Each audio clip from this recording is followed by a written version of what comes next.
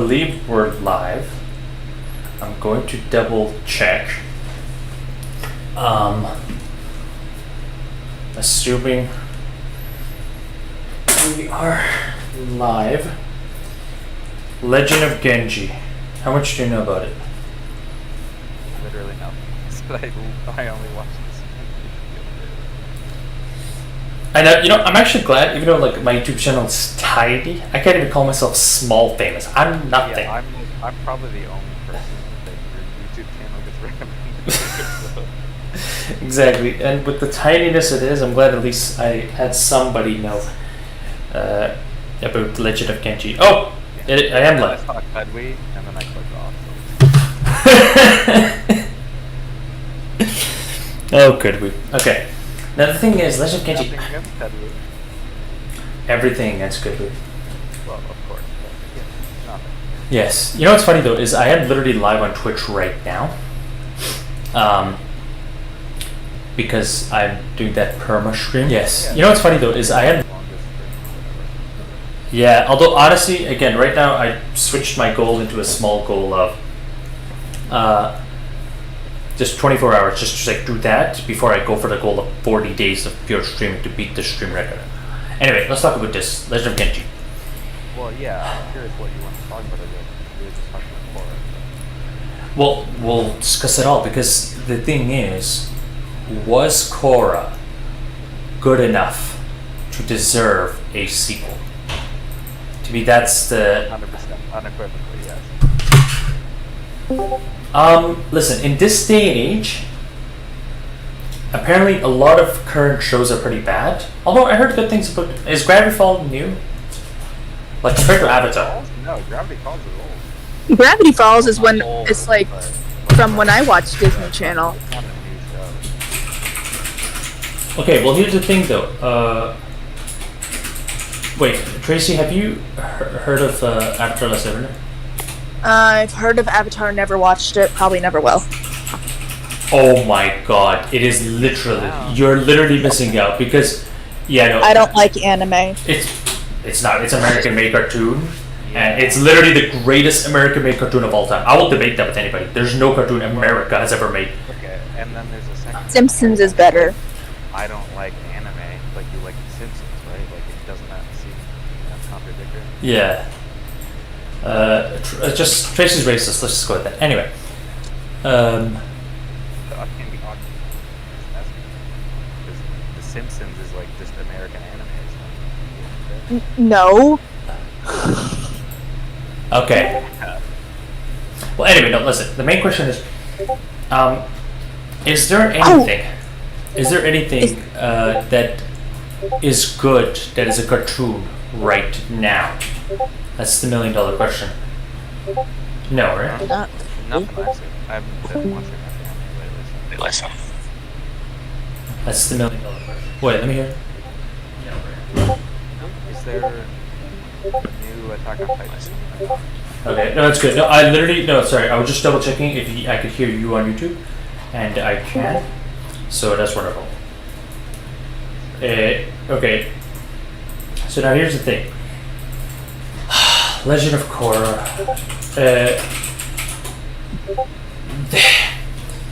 Don't you think now that Firebender, by the way, Tracy, we're live on YouTube, but good, dude.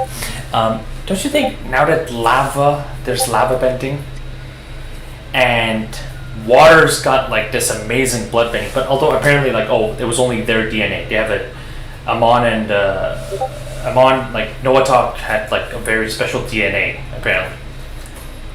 You know? I mean, it's interesting. Well, yes, technically, but like you found and all that shit. But I mean, part of the bloodbending stuff is all the thing. True. But I mean, I think like if you take like the president of bloodbending, I think any bloodbender can learn it, but it just wasn't encouraged as much because it was more destructive, right? Like if you think about it from the beginning, it's like justification. But dude, here's the thing. One thing I've noticed is when you give people the freedom to do something, there will be people who take advantage of it. I'm not saying that's a bad thing or a good thing. I would do the same thing. Like if I'm allowed to buy a tank in Canada, I would save money and buy a tank in Canada. You know, Well, and that's exactly why, like, I mean, think about the episode in season 3 where they like the whole kids like the ending quality of everything right? Like, think about how kind of weird fucked up Yep. and so like it makes sense that it's not common to talk. It's like any waterbender is bloodbend. They can't bloodbend without the full moon, right? But they can still bloodbend. Like, and if everyone had that ability just sang, right? Like then every full moon just be fucking purge, right? That's the thing. That's why, like, dude, if you in universe, if you're a person who's in charge of the, if you're a person who's in charge of the Northern Water Nation or whatever, wouldn't you say, okay, guys, we should, prepare a special squad or something to prevent a future bloodbending terrorist? Or no, are you going to say, you know what, guys, let's always just depend on Avatar. Avatar will help us all. I mean, that would fit more with the culture of the world. That's actually a good point. There's a reason why Aang was taking care of the problem in the flashbacks of the core, right? It's because they just, Avatar will solve our problems, right? And that's the whole thing that makes Legend Core, like, I would argue, good thematically, is that she has to deal with all the bullshit because Aang isn't the person, right? Like, it's not like he solved all the problems. It's just there, everything's great. Well, He also has flaws, and then she has to deal with the flaws because he didn't solve all the problems. well, speaking of dealing with shit, does it seem like Legend of Korra was leading to, I think, was one of the most intelligent questions of the time, which is, do they need an avatar? Because it seemed like it was going to a place where Kuvir was able to make an army with these robots, and the robot had the power to shock you, so lightning, had the power to throw fire, had the power to pick up rocks and throw it at you. It was a metallic robot. So they made like mini avatar robots. Like the only thing I know, like in season 4, yeah, and I actually think that was genius. Like I said, I actually agree with you that season 3 and 4 were really good. And honestly, to me, season 3 is the only season that I would say I actually would agree with you that it could be put up at the same level with the original show. Because other than the lava bending, I think season 3 was actually just as good as the original show. Because to me, Zahir being able to do the flight listing made perfect sense. That was one thing that I actually think it went with the lore of the actual show. It made sense why there could be this guru who was able to, again, understand something about air, and like once you let go of yourself as enlightenment, you can just become air. Although someone said, "Oh wait, can you do that with fire? You could become fire." I'm like, no, that doesn't. That actually makes sense because the philosophy of air makes sense. Yeah. Yeah, like it makes sense in the lore, right? Because every single bending style is based on actual, martial art and an actual school of philosophy, of Eastern philosophy. So. Yeah, that's why the air. But do you? I really hope you get it. Like not that you get it or like you're dumb or something. I'm saying I hope you agree with me. Because I know you understand me, but I hope you agree with me that it makes sense why an airbender was able to fly, but to me it still doesn't make sense why an earthbender was able to bend lava. Do you get that? Yeah, I mean, I actually would tend to agree. Like in terms of like lore stuff, it makes less sense. Sure. Yeah. Okay, thank you. No, because that was my entire point. Because they're like Zahir's thing was not. I would make an argument for like why it's fine if they did that because they didn't know if they were getting another season, and it makes them more. You're pushing the climax more when you do it that way, right? No, that's the funny thing. Before season 3, they were aware they were getting a season 4.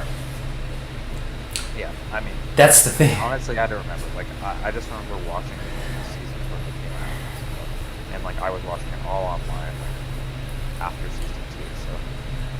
Well, that's the thing. Right now, if you watch my YouTube right now? Are you able to? Is it gonna lag you or not?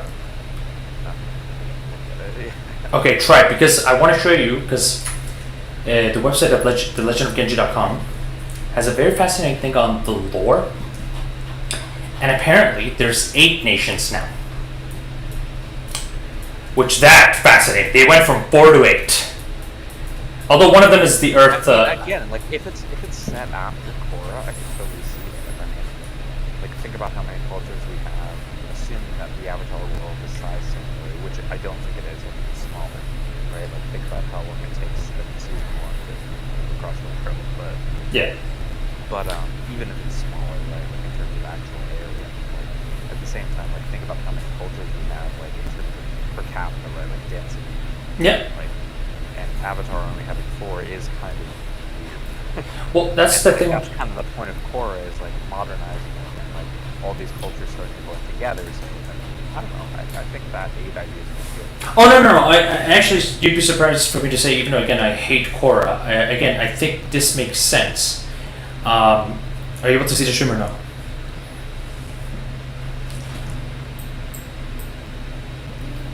On in Discord or On YouTube.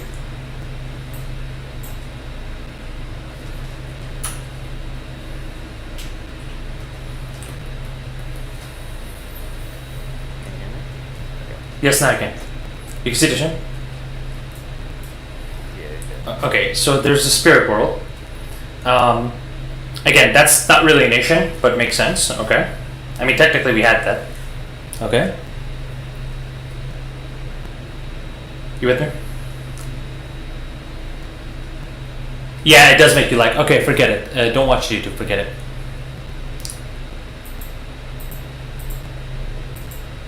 Okay. Yeah. I don't want to lag. So. Yeah, it's fine. Don't watch the YouTube. Did you leave the YouTube? Yeah. I accept it. Okay, that's fine. Okay, wait. Do you see the stream? Okay, no, the stream on Discord. Try to click on this. That's not gonna make that better.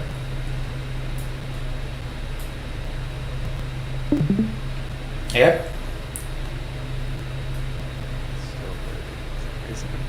Is it? Let me.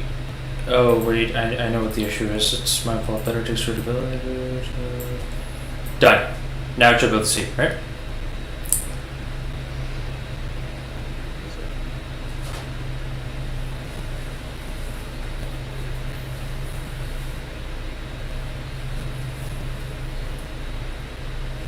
Yep, able to see.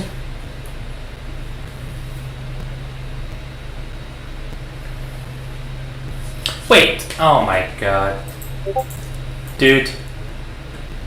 Bro. Dude.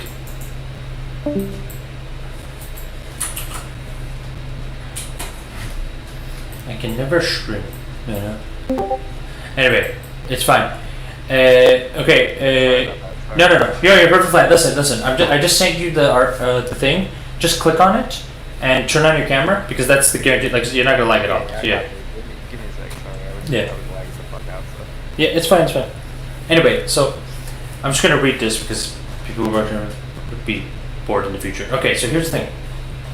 Or maybe I'll just delete this video and make another one because the main thing is, so they went with the spirit world, which we already had.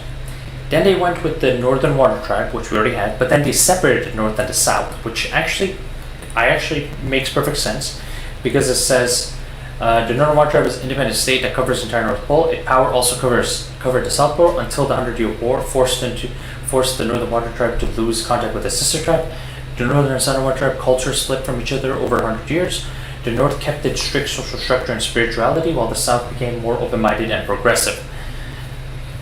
Which, again, yeah, that's sort of way of... Okay, so I have, so let me go through this like one at a time now that I'm actually looking at it. Okay, well I started from the bottom, but okay, Can we start from the top?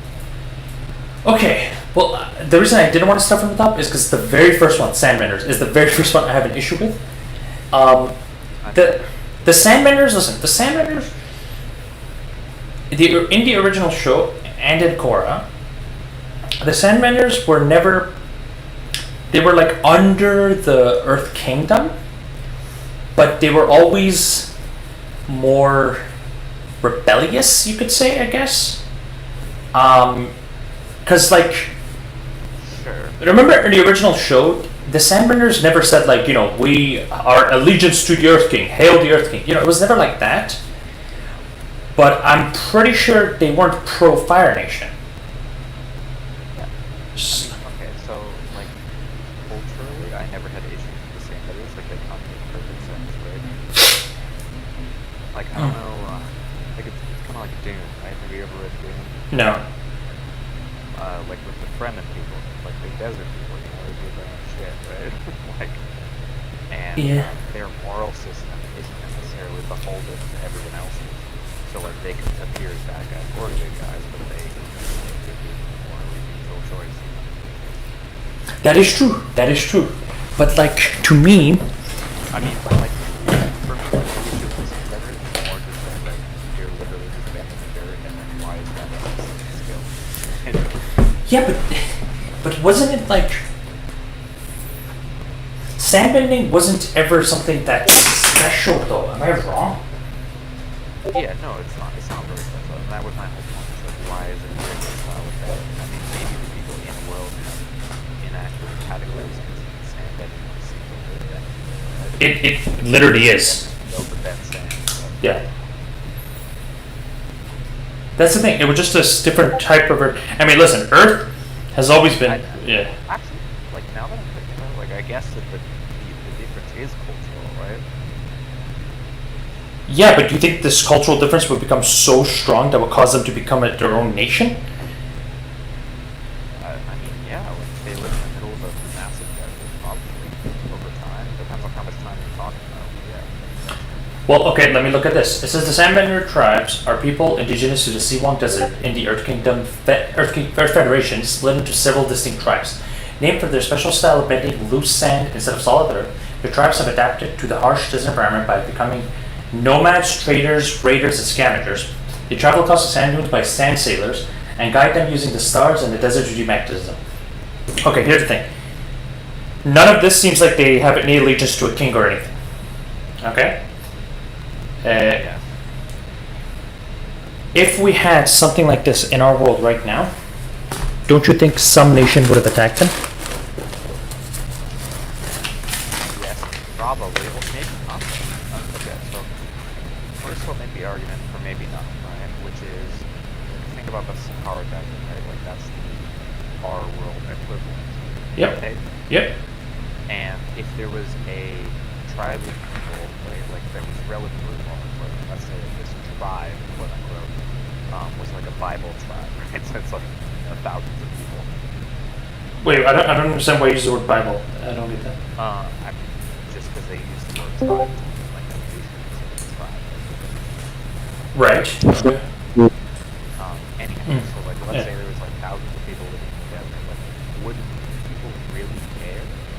I mean, 1,000 years ago, probably, right? Because at that point the desert was like crucial to trade routes, but now it's not because of air travel. So No, but that's actually whoa. I'm actually thinking the exact opposite. Because here's the thing. I feel like back then, the concept of a nation state wasn't that important. I don't think there was always a thing where okay, this land okay, where do we draw the borders? This belongs to America. This belongs to Saudi Arabia, whatever. Like this is the thing that I believe is going to happen right now. Like I think I don't want to get into a debate of interventionism. Actually, I think I would agree on living. yeah, well, But Afghanistan. not intervention. No. What I'm trying to say, Afghanistan. Now that the U.S. is leaving, which I agree with, I think it's going to cause a bunch of countries to try to fight for that piece of land. I think Afghanistan is going to just break up into a bunch of countries. And again, I'm not even saying it's a bad thing, but I don't know about that. All I'm saying, like, I'm trying to relate this to trade routes that are similar in culture, like through our history, right?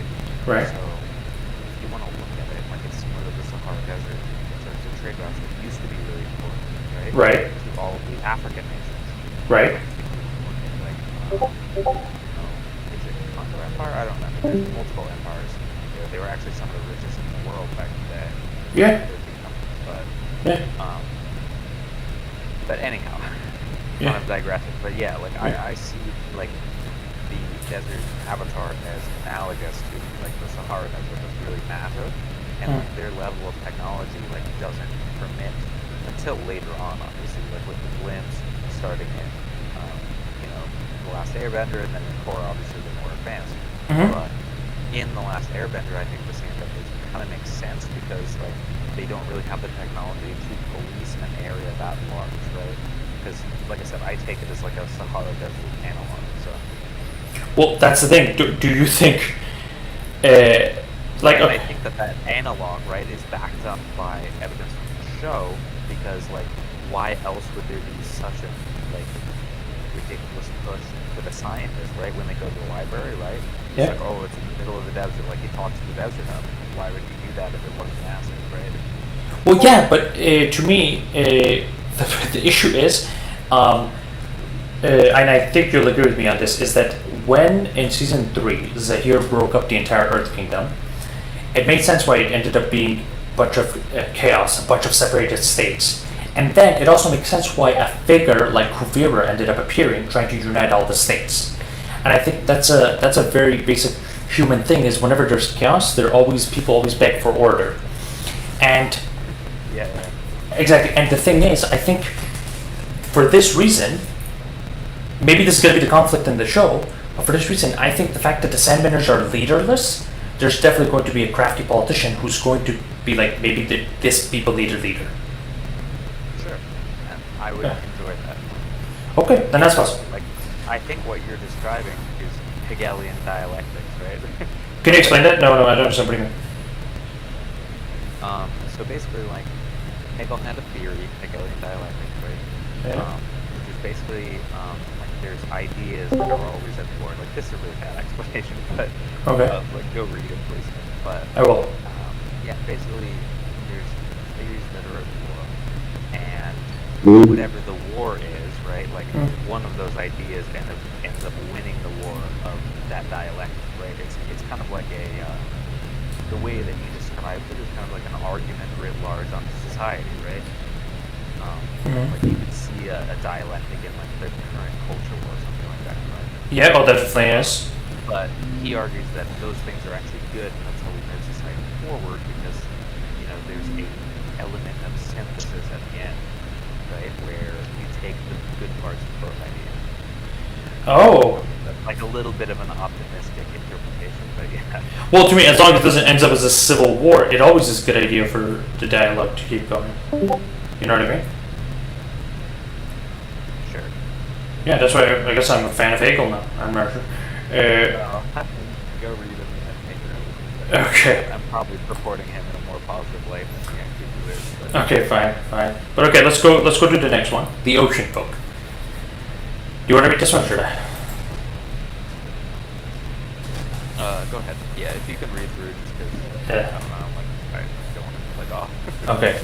The Ocean Folk are indigenous people who live on the eastern shore of the Earth Federation. Similar to the Faki Swamp tribe, their ancestors were waterbenders who migrated south alongside the eastern side of the continent.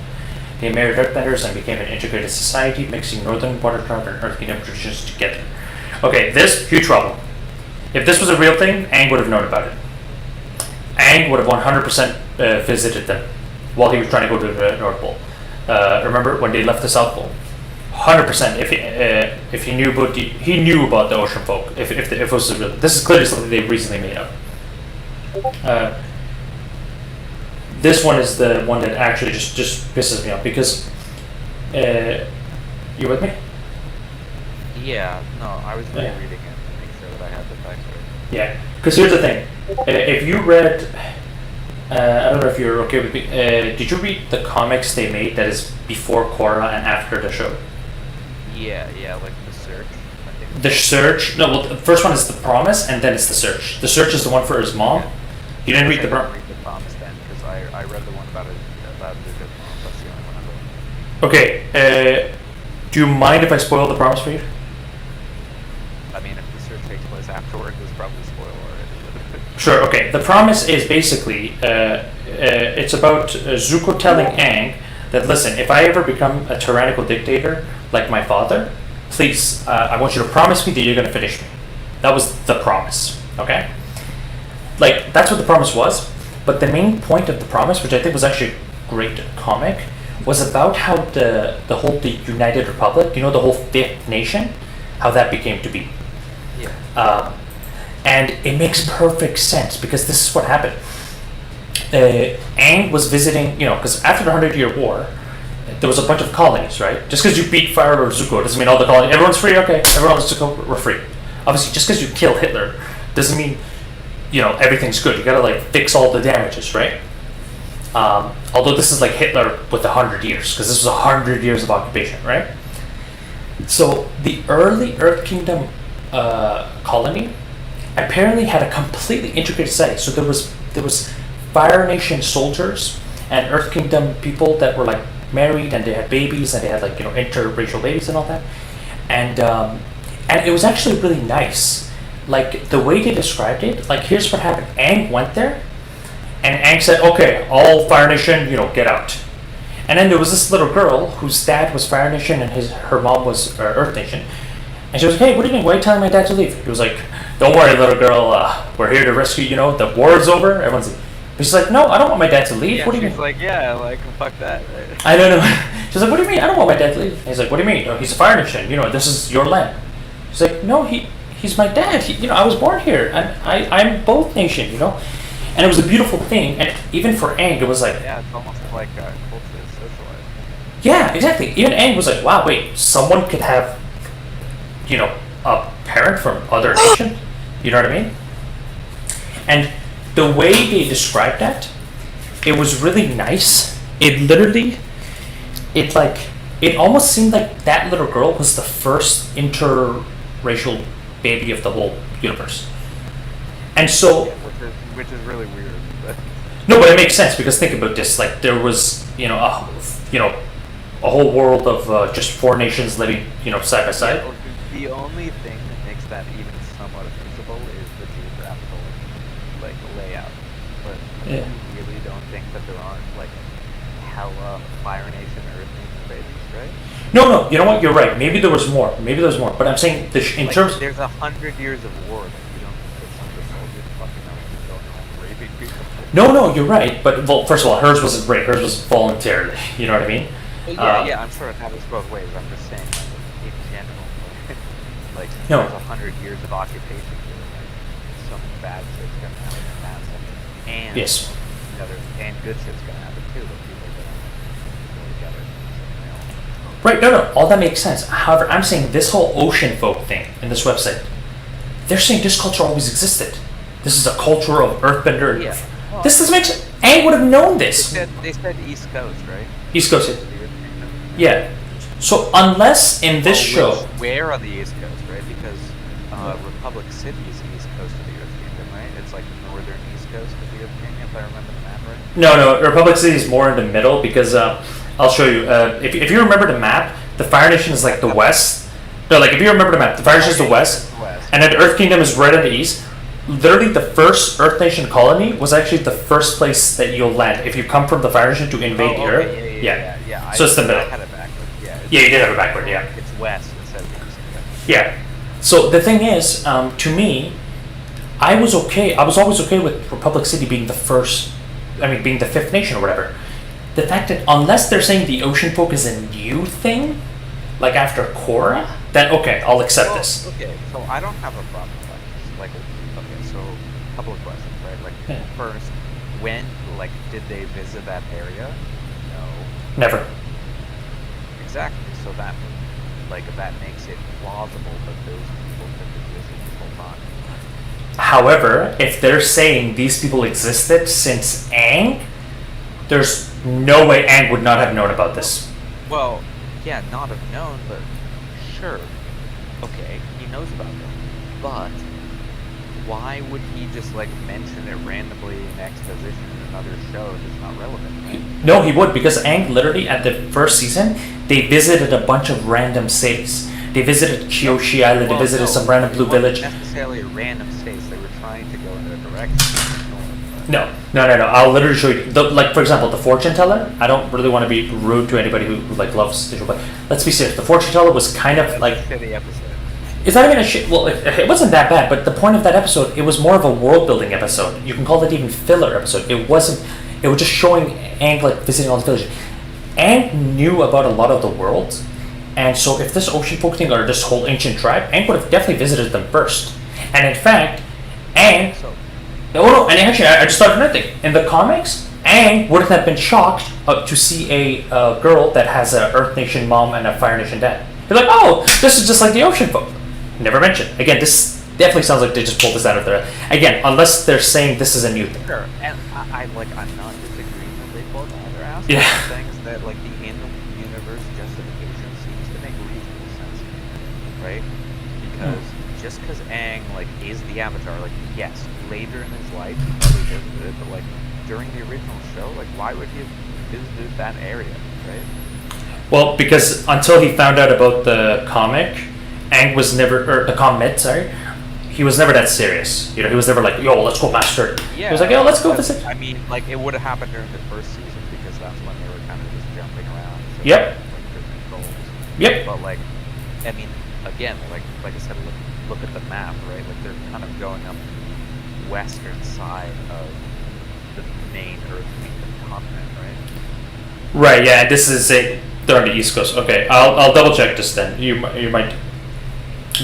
Like I said, to me, my biggest issue is only going to be if they say this has existed for thousands of years. That would piss me off. Yeah. Yeah, that would. Yeah. Even then, like they could make an argument for that. Like a lot of it is like how it's presented, right? Yeah. Like if it's a small village that like no one ever goes to, then yeah, maybe. But Yep. But I mean, okay. So it all depends on it. It's like a nation in and of itself. It's just like now come to power suddenly out of nowhere. Then that's an issue, right? Exactly. It depends on how they present it. Like because it definitely could exist, and like that's the argument I've been making. Like there could be just a random indigenous people living that Aang doesn't know about. You know, like that's very plausible. No, that's actually. Like if it's now just a big ass nation for no reason, that's bad. That's actually the thing, because we've always said four nation, and even Roku. Remember on his wedding day, Farlo Sozin was like, "Roku, look at our beautiful country, and you know what? We should share this wealth with the world." And then Roku was like, "Wait, what do you mean? No, the four nations should stay separated. It should be four nations." So even at the very beginning, there was always a thing on we should not, try to take over other nations. I'm wondering. Yeah, although the interracial marriage, I think you might be right on that. There's no way that for thousands of years, none of the nations ever had sex with each other. Like that one was regular, yeah. Because like not even like rape or anything. Like, come on, you guys are close to each other. Like I'm sure somebody sees someone. Like, I don't know. I'm sure like some hot Fire Nation dude, was like, oh, I'm gonna go live in the Earth Nation. Yeah. Have an Earth Nation life, and that's an Earth Nation hate. Yeah, no, that's fair. No, It's gonna happen. Yeah, no, people. Like, the only countries that make sense would be the Northern Water Tribe, because they're definitely isolated. They're isolationist as fuck. They're like, no country would... Very isolated. Yeah, no country would be... And first of all, no country would even want to visit them, unless it's an invasion. You know what I mean? Like, it's... Okay, so next.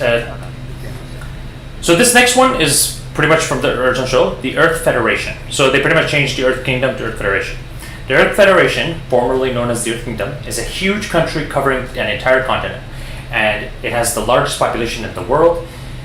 Because of its size and different geographies, this nation has a lot of ethnic and cultural diversity, such as the Swampbenders, Sandbenders, Ocean Folk, Kyoshi warriors, etc. But despite the differences, the people of the Earth Federation have valued their pride, resilience, and strength. So this is just the Earth Kingdom from the original show. Makes sense. Nothing to argue. Although I find it interesting how they call the Swampbenders under this nation, because I always believed the Swampbenders were still part of the Water Nation, but I don't know. Yeah. I mean, Swampbenders they're Swampbenders. They're waterbenders, though. They bend the water in the swamp, though. Yes, they are waterbenders, yes. You could kind of argue they're like the Hawaii of the Earth Kingdom, where the Earth Kingdom, is like America. I mean, that's how they're portrayed, right? Yeah, I mean, yeah, you're right. They're pretty much. Okay, next one. No. I do want to say something about that. Yeah, well, so it's called a federation, right? So it's no longer a kingdom. That is a good point. I'm guessing the Kyoshi village is probably its own state now, because it's an island. Kyoshi Island is probably a state. The swamp benders is probably the whole swamp is probably a state now. I'm guessing this. I mean, it's funny how it says. I don't know. I guess like it's not that I don't think it's realistic. It's more just like I have qualms about some states forming their own, right? Like, cause you were just talking about the sand benders, right? Yeah. I don't know if they have their own thing later in this list, but a place like the desert that like kind of by ecology, like, you know, rejects centralized power is like always going to be, you know, less likely to form a state, right? Yeah, and probably try to secede, maybe. Yeah. Well, speaking of states, Omashu was always like even in the original show, Omashu had its own king, and technically they were kind of its own thing, yeah. Yeah, but they were technically still under the Earth Kingdom, but they had a what's it called? They had their own king, so I think it was kind of like a King of Kings thing. Yeah, I mean, I always saw the Earth Kingdom as just a feudal society, right? What do you mean, a bunch of kingdoms? Yeah, like a bunch of mini kingdoms, and then there's people ruling over them. Kind of thing. Oh yeah, no, that definitely makes sense. Why again? And that kind of makes sense, like if you look at historical context, because it's based on ancient China. But yeah, China, yeah. That's true. Oh, it actually makes perfect sense. And by the way, you agree the Fire Nation is based on Imperial Japan, right? And yours is Yes. Okay, good. Okay, next, the United Republic. This one's again makes sense. The United Republic Nations Operation was created by Avatar Aang and Pharaoh Zuko after the end of 100-year war and the Harmony Restoration Movement. It was created to be a society where benders and non-benders from all four nations could live in peace and harmony. The nation has a unique culture shaped by immigration. I just love how you can tell what the political views of. Anyway, shaped by immigration from all around the world and the technological revolution. Its capital is Republic City, a large modern city located on the shores of Yue Bay. During Kuvira's invasion, a new spirit portal was opened in the middle of Republic City by Avatar Korra. Okay. First of all, big problem with the whole spirit portals, because there's no fucking way that Aang would not have known about those. Like, hey guys, why are we flying across the thing to go to the northern portal? Let's just use the portal, guys. Like that. No, that again, that was a big ass pull, and we agree. Season 2 was big. I think I have to disagree with that. Really? Why did Aang spend the entire first season trying to go to north? They could just jump on that portal. Korra isn't just sitting here opening spirit portals. The spirit portal in Republic City was opened by nukes. No. I'm talking about the northern and southern portals. This portal makes sense. No, this portal actually makes sense because it was like a spirit cannon that caused the deflection. That actually, I agree with that. I'm saying the whole northern portal and southern portal. Why didn't Aang just use the southern portal to go to the North Pole? Why do you have to fly across the planet? Well, I mean, there's a universe explanation for that because he was trying to go to the North Pole to get water bending features, and then he just happened to be there when all the spirits were happening. No, I get it. Why didn't he use the portal? He was trying to go there for that. No, but why didn't he use the portal? Why did he, in the original show, Aang's goal was to go to the northern portal with Katara and Sokka. Why didn't he just use the portal? I would have to rewatch. I think that the portals were only opened. You'd have to rewatch season 2, right? Because the portals weren't open in Aang's time, right? Oh yeah, they're open every 10,000 years. Yeah. The portals only stay open after the events of season 2 and 4. Yeah, so it's every 10,000 years. Okay. Again, it seems like an asshole, but it's not a plot hole. It's kind of ridiculous. I get it, but okay. Next, the air nomads. This one again makes sense. For thousands of years, the air nomads were peaceful wanderers in search of their spiritual enlightenment. 4 air temples served as homes for monks, nuns, and young airbenders where they lived simply. That changed, however, when the air nomads were almost completely wiped out after Pharaoh Zuko ordered his armies to destroy the airbenders and the temple. Avatar Aang survived the genocide, and after the end of the 100-year war, he slowly rebuilt the Air Nation. Makes sense, easy. Although this is something Kirby and I talked about. I dislike this. Wait, what do you mean? I dislike it because I think that there's so much potential there, right? From a writing perspective, like when you think about it, right? Like think about why season 3 of Korra is as good as it is. It's a good season, right? It is interesting. A lot of that is because it's a culture shock to the airbenders who suddenly have airbending ability, right? And they're just going around and picking up airbenders for like half the season. Yeah, although to me, that was one of the few stuff that to me actually, I know some critics actually said, this is so stupid, why is there people getting airbending? It actually makes sense now that the portals are open. Yeah. Why there would be a thing? Yeah. Universe magic perspective, but I guess my point was is that part of the reason that it was interesting isn't just because of like the competing ideology, because like Zahir's anarchism, but Yep. like it was because of like a sense of culture shock of people taking from the Earth Kingdom. Like I remember that one episode where they get the one dude just like kind of rich. It's like a Tom analog, except he is an airbender and he's just a fucking millennial who doesn't do it. Yeah.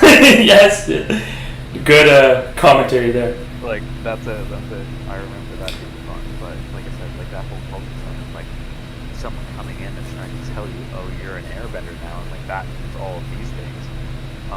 But like that dialogue is very interesting. It's like, does being an airbender mean those things or not, right? Or does being an airbender mean something else? That is true. I mean, that's the funny thing is that, and I'm kind of surprised that the writers addressed this, because honestly, I'm again very disappointed with the writers of the Korra, but they did literally go with, just because he's an airbender doesn't mean he'll just ditch his family. So it was good that not all airbenders just quickly just ditch their family and just join this new nation. Yeah, they're like earth people, bro. Why would they suddenly like become monks? Like Yeah, no, that makes sense. Normal thing.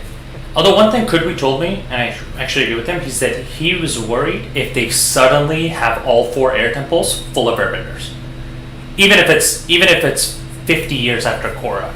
I actually agree with him. It would be really stupid, because like I mean, I think it would depend on like what rate of people manifesting airbending, which they never really say. no, but even that. Oh no, well that's true. But even first of all, I think by the end of Korra, we did find out like it was quite a bit, but it wasn't that much.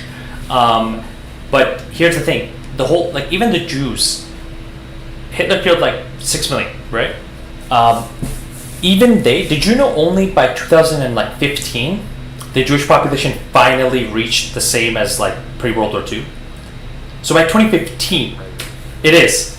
And the funny thing is though, because of conversion, because some Jews convert to Christianity, some of them become atheists, blah blah blah.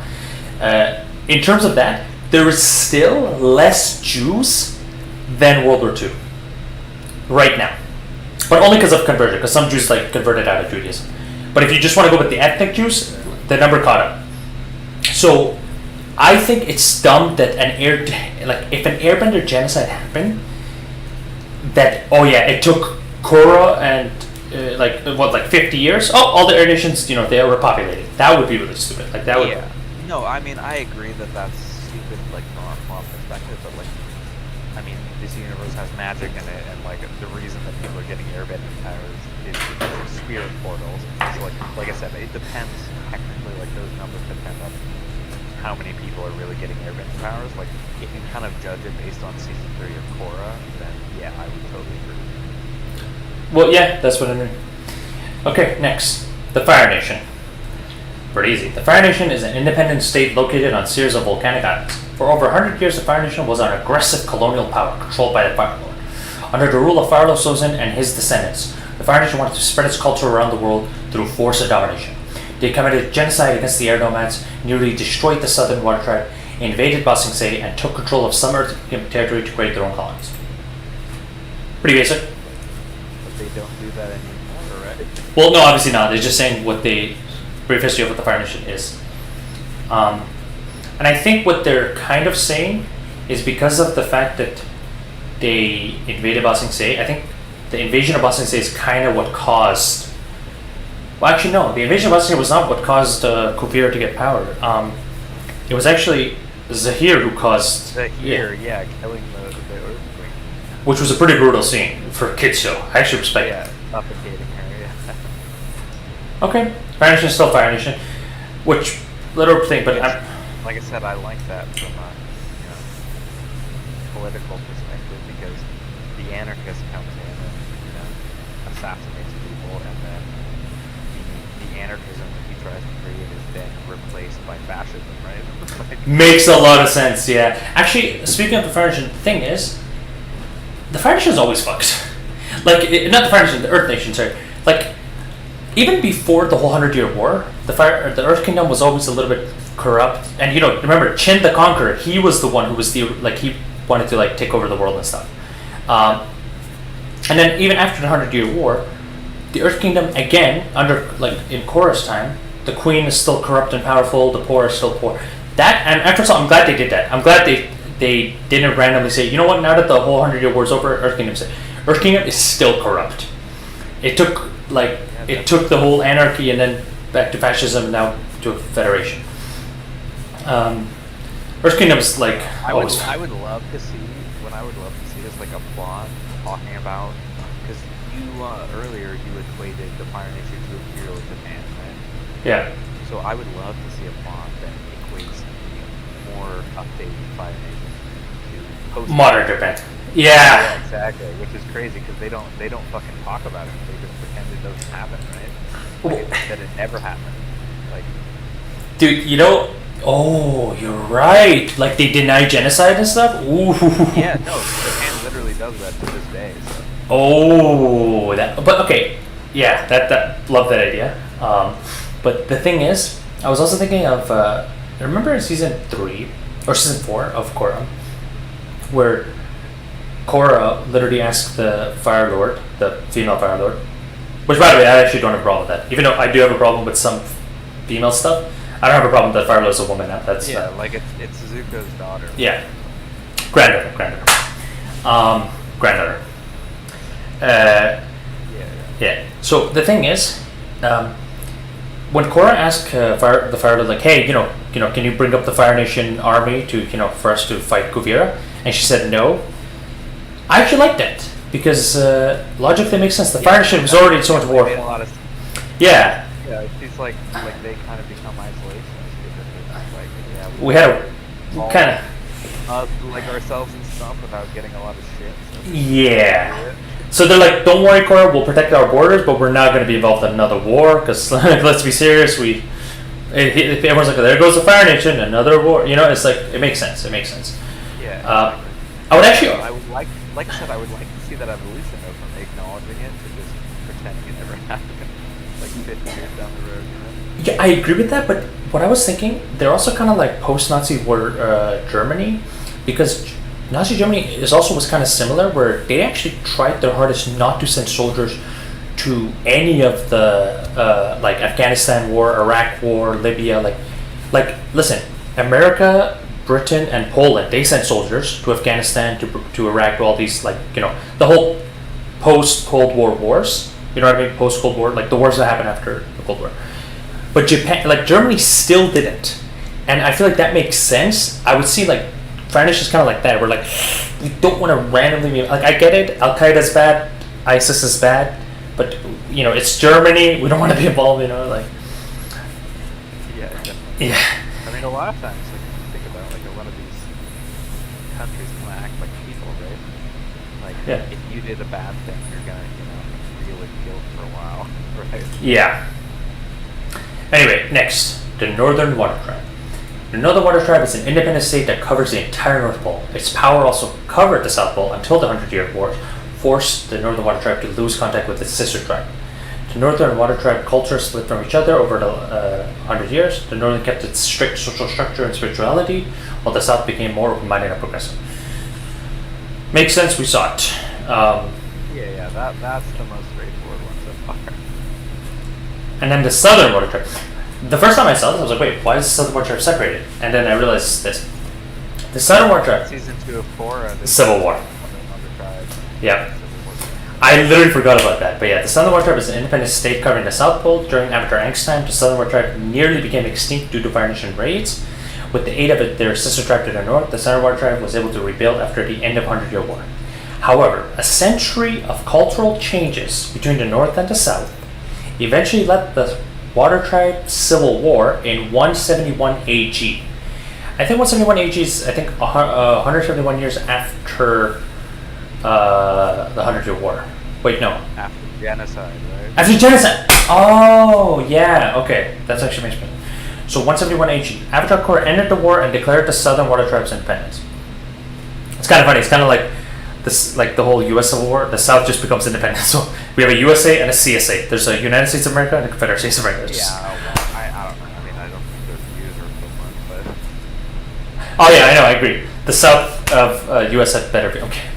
I mean, honestly, the reason I didn't like that Civil War type narrative, like I get the culture differences, I like that, like the concept, but at the same time, like the Southern Water Tribes should still be in a rebuilding phase, even like 50 years after, right? Because all of their waterbenders literally got like genocide. Yeah.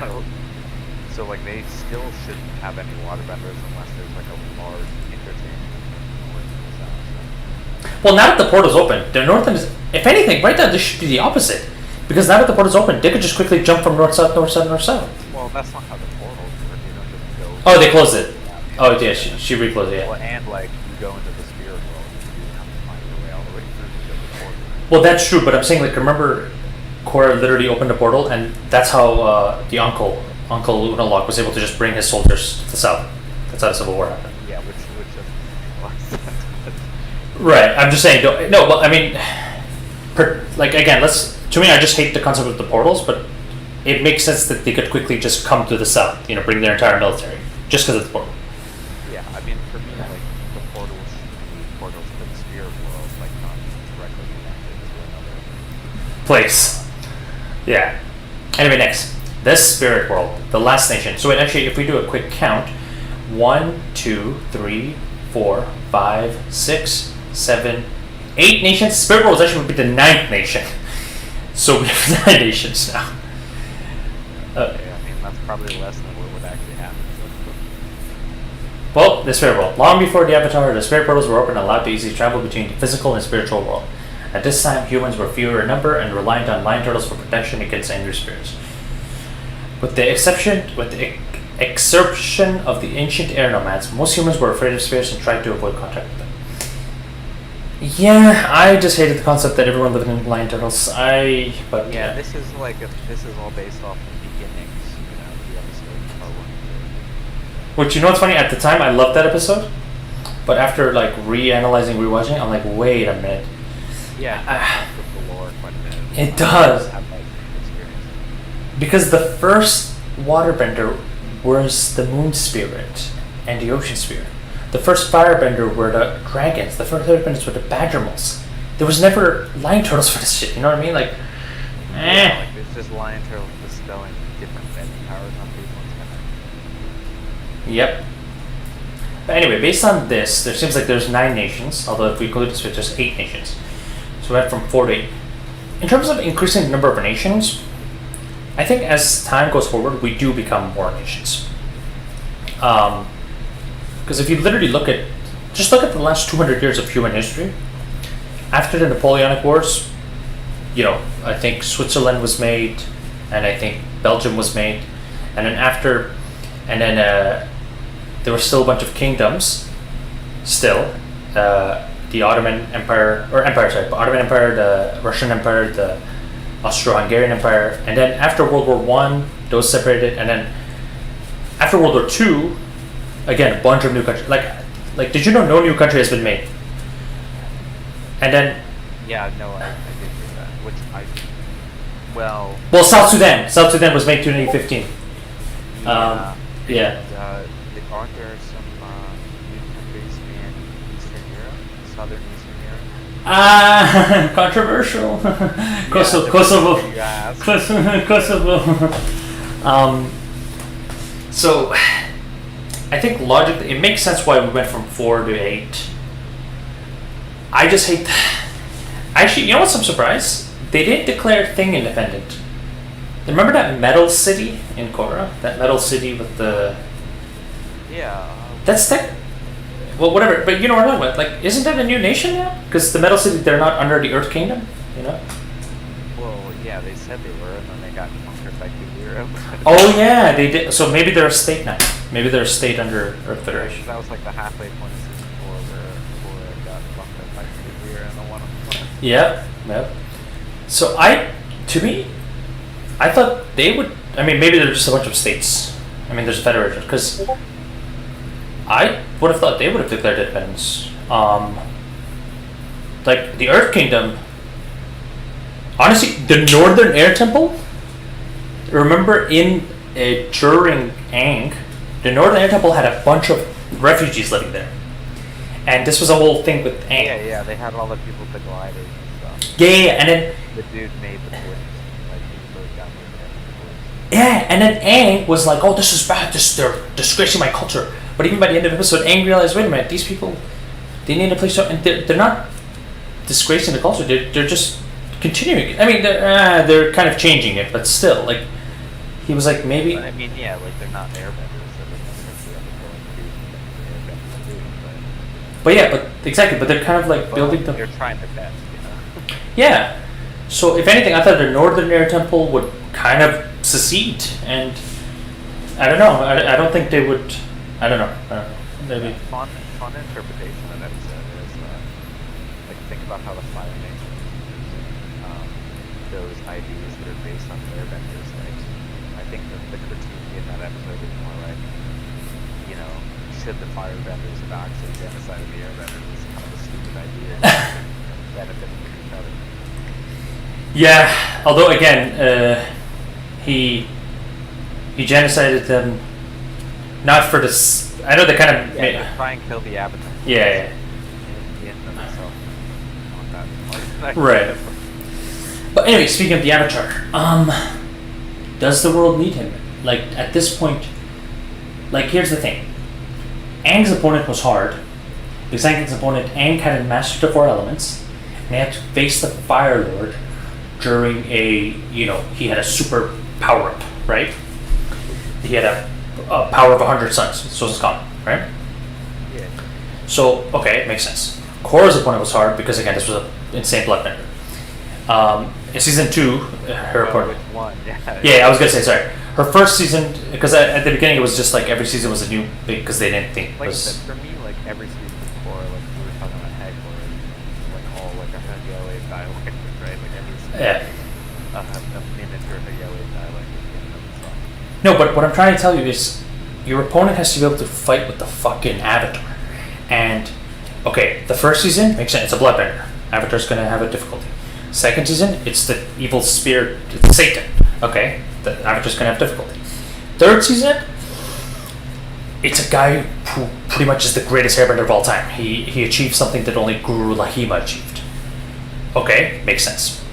Yeah, And then, he's not. I mean, that's also what's fun about it is that the only reason that he's so OP is just because no one knows how to deal with it. well, that's true. But I'm just saying it makes Like, sense. When he fights, like think about in season 3 when Zahir fights Tenzin. Like Tenzin kind of shits on him one-on-one. Yeah, but that was pre-flight. Zahir had not been able to do the thing yet. I don't think. Yeah, so he would probably win with the flight. But Yeah. All I'm saying is that like in my opinion, that is evidence to the fact that he's not that great an airbender. Not yet, yeah.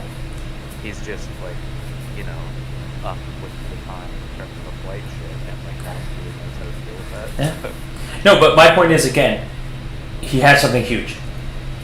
Kuvira was the one time I'm like, okay, you're fighting with the fucking Avatar, and this is a fully realized Avatar. By season 4, Korra has done something that Aang didn't. She had mastered all 4 elements, she had everything ready, but then she had a giant robot. What's going to be Genji's villain? I don't know. You. I think it was better in season 4 because when they fought like 1-to-1 initially, Korra was like all fucked up, like she was having mental illness problems, you know? Yes, but Korra. Like she was Well, totally off. no, but And then like Kuvira beat her, but like when they fight again inside of the control, you know, of the ship, whatever you want to call it, the big ass fucking metal thing. Yep. Like Korra kind of shits on it because she's like got his mind right. So. But that's what I'm trying to say is what is next? What is Genji's villain? Like, your villain has to be able to suit it. You're the fucking Avatar. Your Well, villain. I think that it would. I mean, this is kind of what they tried to do before. This is how I prefer it. That like it only works in its own way. Which is, I would prefer them to do like a more philosophical story about like, what is the place of the Avatar in this new world where technology can do everything the Avatar can do, right? Well, I know, but it's still a kid show. They wanted to do in Korra, but they were kind of like too pussy to do it. Well, yeah, but it's a kid show, so there has to be some bad guys that they're fighting. I agree. I love the philosophy. Other than season 2, I think even the original show had a decent philosophy. Or sorry, the Korra show had a good philosophy. But it's like there still has to be a bad guy, and who's Genji's villain? Like, who is Genji gonna fight that's so big and bad and powerful? It's like I doubt they're gonna do another. Well, I mean, like I said, I would love it if you didn't even have a real villain. It's a kid show. There has to be a villain. Like, come on, it's a kid show. Yeah, I get it. Yeah, they're. I would prefer it if it was just like a, you know, he's just fighting against the system and he's like becoming, you know, outdated and he wants to deal with that fact. Like that would be, I think, the most powerful way to go about it. But Well, yeah.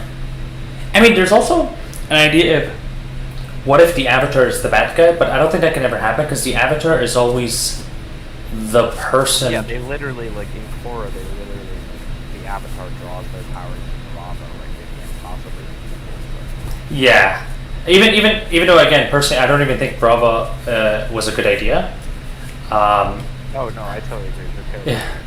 since they did that, it can't really make it Good. Avatar because of that. Other than like unless they're getting it from Baku, like they didn't see it in Korra. Well, yeah, that Dark Avatar, and that's the thing. Like, at this point, the only thing would be if an entire nation is the enemy of the Avatar, and that would be the big villain. And but that's the thing. Like, Well, like I said, that's why I would love it. Like I know your point as a kid show, it's probably not going to be good, but I would love it if it's like, you know, it's a commentary, right? Because if you think about it, right, like the original Avatar, like depending on how you interpret it, it'd be a commentary on, you know, ancient power structures, right?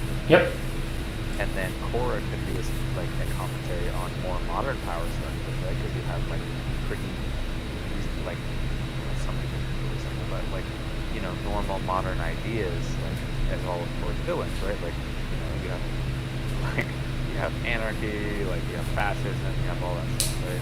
yeah. And it Well- would be fun to do and this show to have the villains be post-modern villains, right? Because that would continue with the theme, right? Well, that's the thing. Korra pretty much took everything that I literally, because I'm like I said, I literally Fire Ninja Tattoo. I'm a huge Avatar fan, and I was thinking, okay, if I were to make a villain, what would I do? And I was thinking, okay, what if I do a bloodbending villain?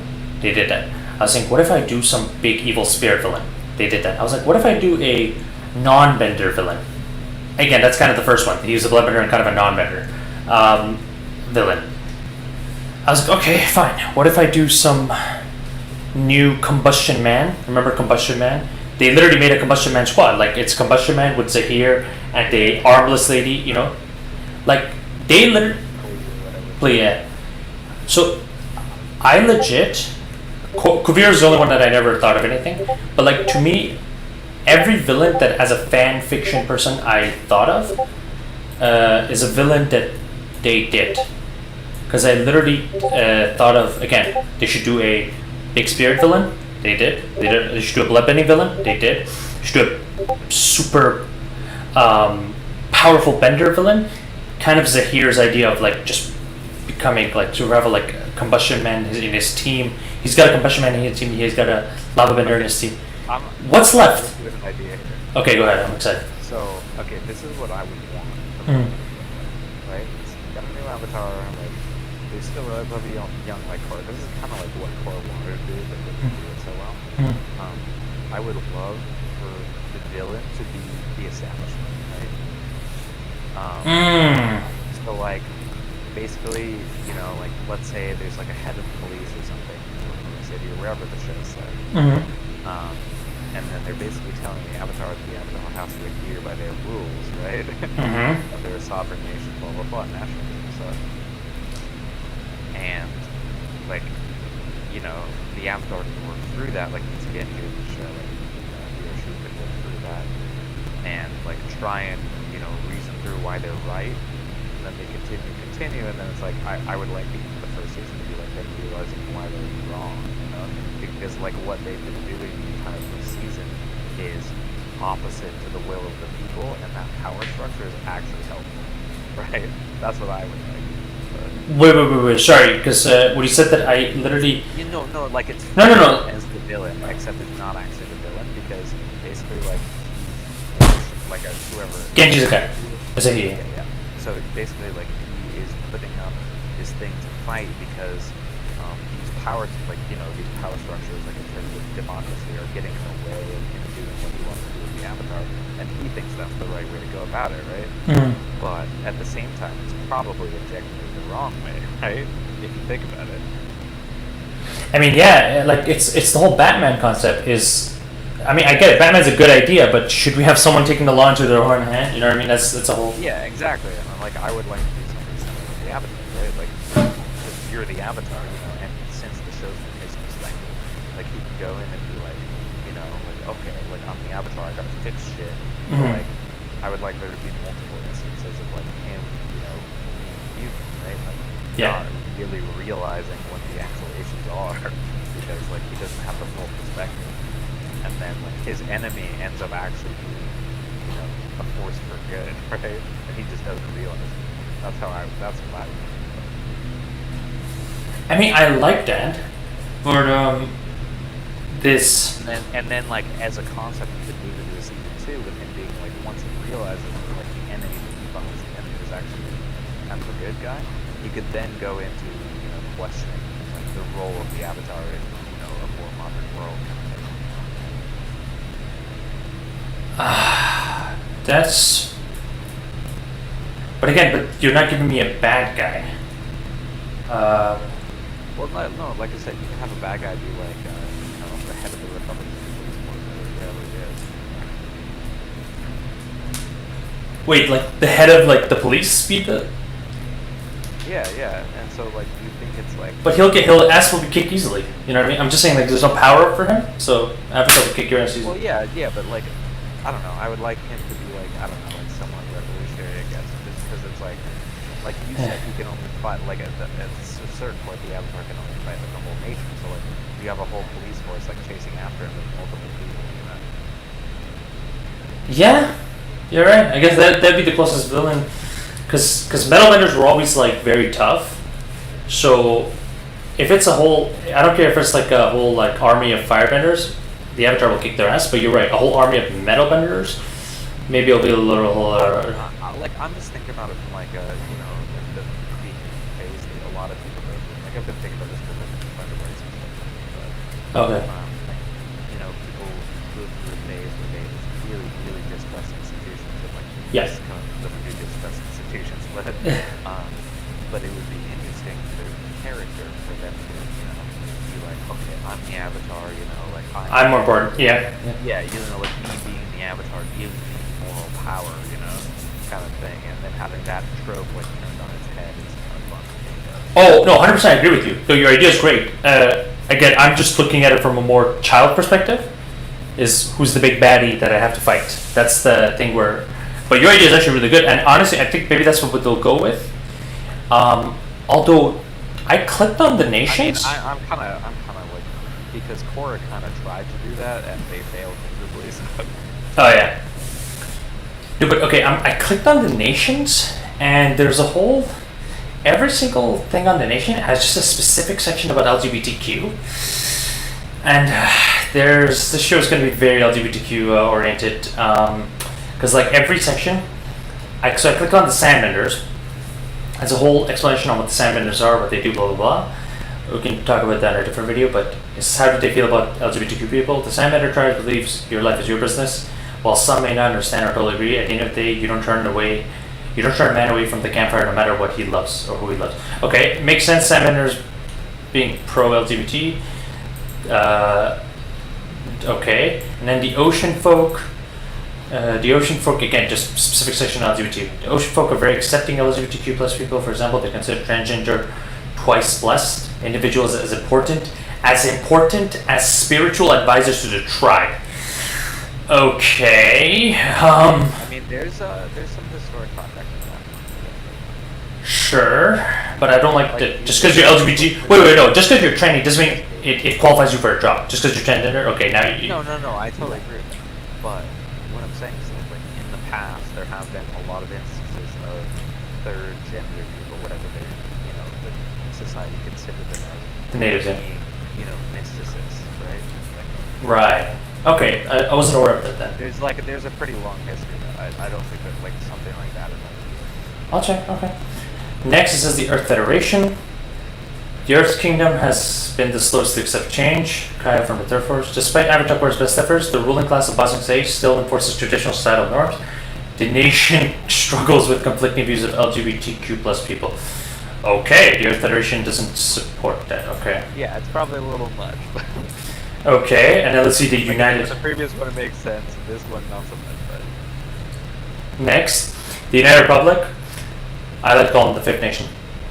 The United Republic is a diverse nation comprising of individuals from all around the world. As such, views towards LGBTQ plus people vary. In Korra's lifetime, President Julie passed the law to protect LGBTQ from discrimination and punishment. Can you pause me again? I'll be back in like 30 seconds. I gotta. Okay, go. I'm just gonna read random stuff while you go, and I'll take the summary. All right, I'll turn my camera off and I'll turn it back on. Okay. Then the air nomads. I'm guessing I know where this is going. They're very proud. The air nomads were very accepting of differences and embrace everyone no matter what their orientation. Like the air nomads before them, the modern air nomad universally accepts all LGBTQ identities, serves as a powerful advocate for LGBTQ rights. Of course, as the air nomads live and let live. Although I'm surprised they're advocates, because people who say live and let live wouldn't really advocate. I mean, you would advocate for your own country, but this seems like they're going to be globalists. Every country must accept the Fire Nation. This is going to be good. Fire Nation. The Fire Nation was tolerant, but then Fire Resolution decreed the same-sex relationships were criminal. Fire Resolution and anti-LGBT laws still echo across French society today. IRO 2 caused many young people to rethink their views, however, the older generation is still very traditional sedentary based. Of course, it's this whole old versus young thing. At this point, the Earth Federation seems like the worst. And then, Northern Water Tribe. No one is going to disown you for coming out, but our culture would prefer you to keep it to yourself. Okay? The Northern Water Tribe still follows traditional gender sexual norms. This tribe has developed more progressive views since the author's leader was out. Interesting. So the Northern boys are gonna be homophobic. Okay. And then the Southern tribe. The Southern tribe is the exact opposite, same explanation. So in this whole thing, they're all accepting except the Earth Federation.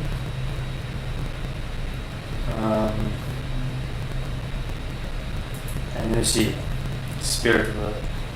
There's nothing about LGBTQ spirit.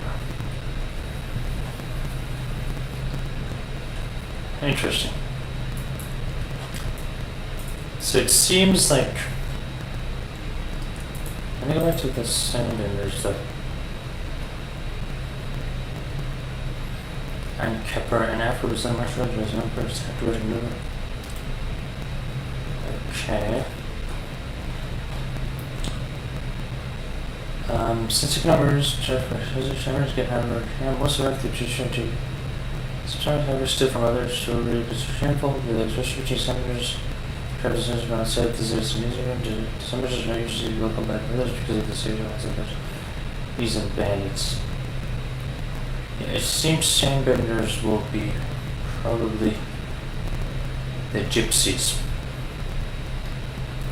However, plus the effect of the careers and improve government and the country and broker by and international just adjustment for quick resolution and federation troubles. Government invaded parts of Sea Desert, which deposits of oil and precious ore rested under sand. The vision to get these valuable resources forcibly removed as the sand tribes and process. Many sandmen were forced to move to slums nearby cities and to adjust to the. Damn. This is definitely going to be. I mean, it's an Earth avatar. It's going to be an Earth show. This ocean folk thing really annoys me. They once control. Wait, traditional are climate-sided clans represent specific niches, roles, and the clay clan are stronger who are building structures, and no clan, the boat clan, were water folk. They once controlled half of the northeastern peninsula, trade episode with their kingdom, which ended conquer. The 46 king took over their lands, conquered a real fighting district. Eventually, after Kyoshi via chain force search and circled about commoners and restored kings, secluded buildings with ocean folk like the king of Marshall, those who became formally advanced leaders of our education. Blind remained some of their own ruler or for trying to return to their social ways of life. However, they control the kingdom colonies. That is an issue. What? What's up? Sorry. I heard somebody laugh. Was that you? Yeah, that was me. Oh. Oh, bro. Are you still free? Yes, I'm gonna stop now, but do me a favor. I'm gonna, go specific to this link, because I read really fast. I gotta pee now too. Read this out loud, please. Because this is gonna be fucked.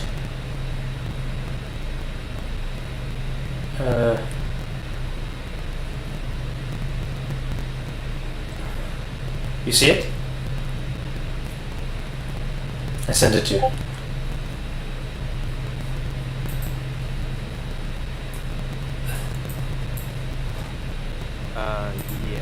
I see it. Sorry, it's getting a little, I gotta change my settings.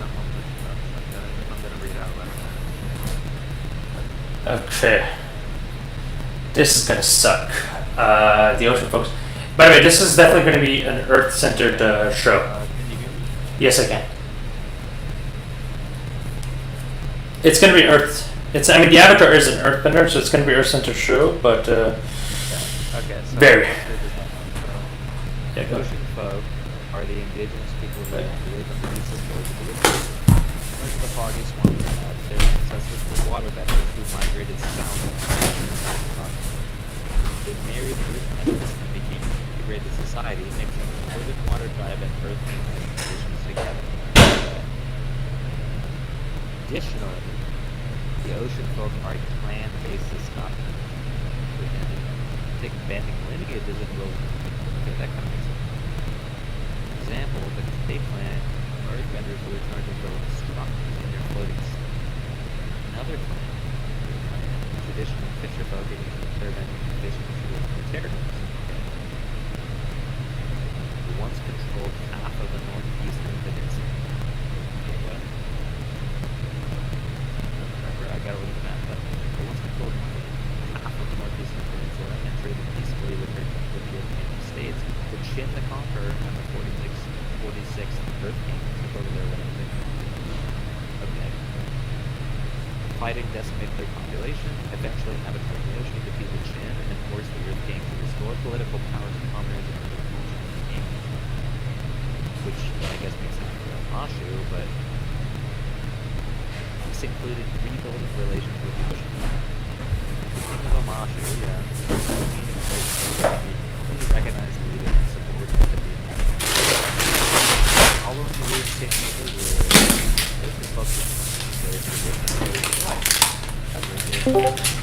kingdom colonizer who had taken their village in vast farmland. Okay, this doesn't make sense. yep. I'm back. This resulted in skirmishes and arrests that prompted the military response. It was negotiated. Ocean folk relinquished their right to their homeland, not to attack the settlers. In return, they could rebuild new homes, to live without fear of being conquered. Well, yeah, I mean, the ocean folk now build their homes and live in exploding cities with the okay, so this is up sense for like some of the details now. So they literally went with exactly what I was afraid of, which is this they're exists. trying to like do native peoples, right? Yeah, but they've also went with like, oh, this existed forever. You know, this isn't some new shit that we just made up. This is Chindakan. Yeah. Really, there was an interracial tribe that has existed in a show. The Earth Kingdom, that doesn't make that kind of makes sense because the Earth Kingdom is kind of the melting pot of the Avatar world. Like the interracial thing isn't the issue. Like The interracial is nothing. Yes, sir. that's believable to me. Dude. But the thing is that like, okay, I get where they're coming from. They're coming from the idea that like, you know, they're taking the King of Amashu thing and running with it. That basically the Earth King go, so therefore there are lords, or they call them kings, right? Like for their own area, and then they work for them. They're Right. taking that and putting it on every part of the Earth Kingdom. The thing is if that was the case, like this is my biggest issue with that, right? Is that if that was the case, why don't we see any king in any place other than Omashu in the original? That's my issue with it. Well, no. I think Like in the Earth Kingdom, why don't we see kings of different things? Like half of the first season is spent traveling through the Earth Kingdom. Right? Like, why don't we encounter more kings? Like, he's the fucking Avatar. Well, I can actually defend that because there was a whole during the second season, literally the 19th episode, right before the episode called Crossroads of Destiny, Katara met The Earth King? Is that No, the no. episode you're talking about? No, because the Earth King was the early episode. This was the episode. This That's was episode 19. Yeah, no, 19. No, I don't think episode Where 19. you talking about the Guru? No. In this episode, let me just say what happened is that Katara went and met with 5 Earth Kings on their whole plan to invade No, the they fire. were generals, they weren't kings. Oh, they were. Oh, you're right. They were generals. Oh, that's a good point. Because I don't know. They look very powerful, but I guess generals are powerful too. It would have made a lot more sense if they were kings of their own little provinces. Yeah, that would have made sense. A Yeah. lot more sense. Right? Be- The thing is that like they want to portray the Earth King feudal society, but like it doesn't seem to be feudal. Like I don't know, like there's an emperor, right? Like Well, what I don't get is because there was technically already, there was already many kings. Like, I know we saw the main king of Ba Sing Se and then king of Omashu, but it actually makes sense how there's multiple kings. My issue is that there was a place with waterbenders and earthbenders in the same team. Then that whole Sozin's idea of let's unite the world, like we already are united. There's already countries that are mixed. Oh wait, okay, but what's the whole? I mean, it depends on like that's what you're pre or like how the world are. Wait, you're getting cut off. Wait, maybe you should do push to talk because you're like every time you talk, every few seconds. Yeah, I can do push to talk. Give me a second. Yeah, because now you keep getting cut off.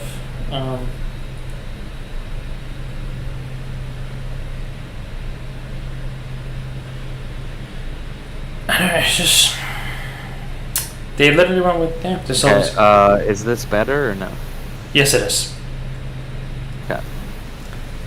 Yeah, so you're saying what the fact that there was King of Omashu and there was the Earth King of Ba Sing Se. I'm sure there was other kings.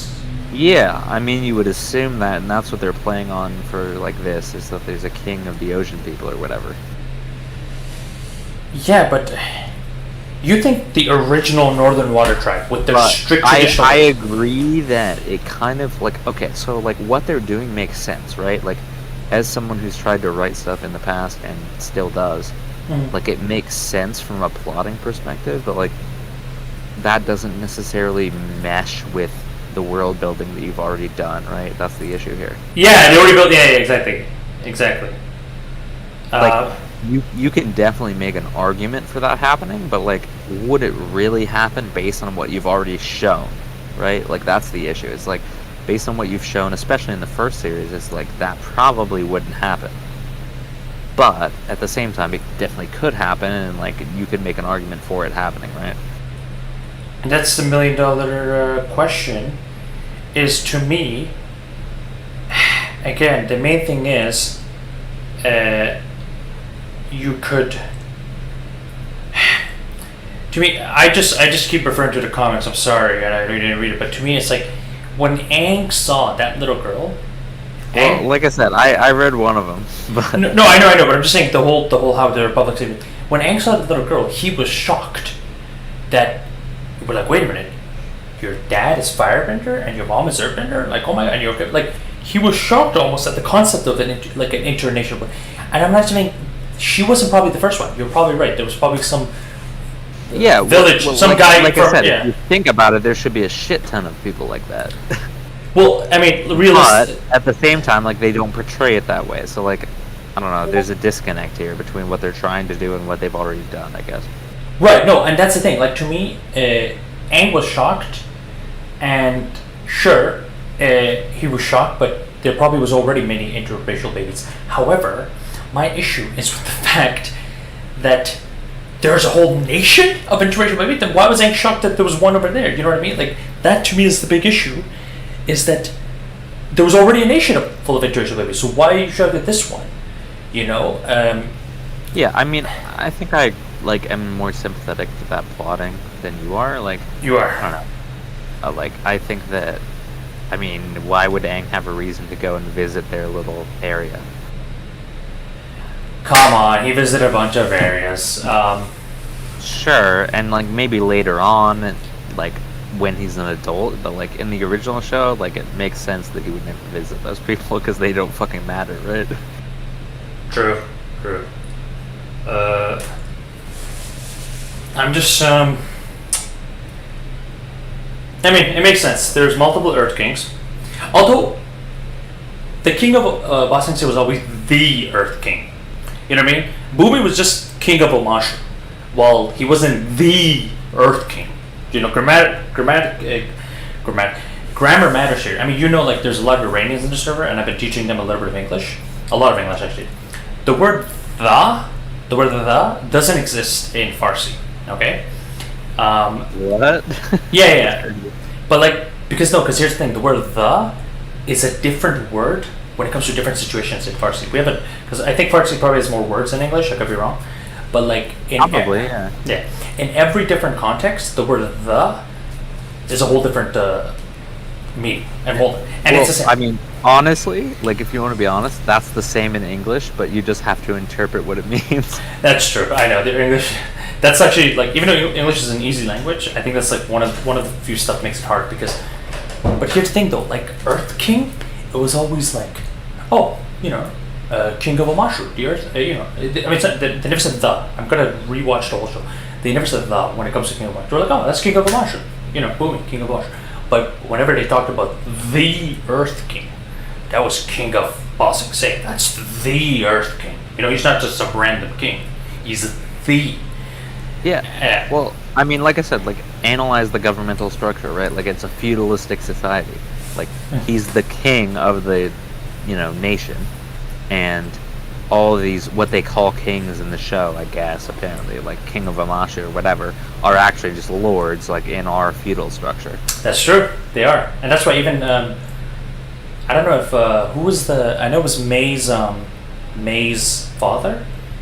I think he was the governor of Omashu. Right? Yeah, well, yeah, because the Fire Nation installed him as the governor of Omashu once they took it over in season 2.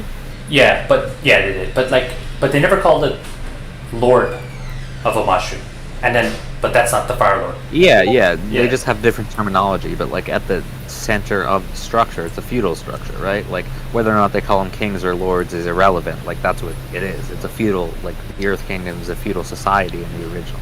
Right. Right. No, it is. Was the Fire Nation also feudal? I mean, I think that the Fire Nation is more technologically advanced, so no, I don't think that they're. I mean, they're like pseudo feudal to a certain degree. Depends. Yeah. Well, I mean, now they're. Like I said, like you were saying earlier, they're more like meant to represent Imperial Japan. So they're more of a modern society than any other society in the original show, for sure. Yeah, no, they definitely are.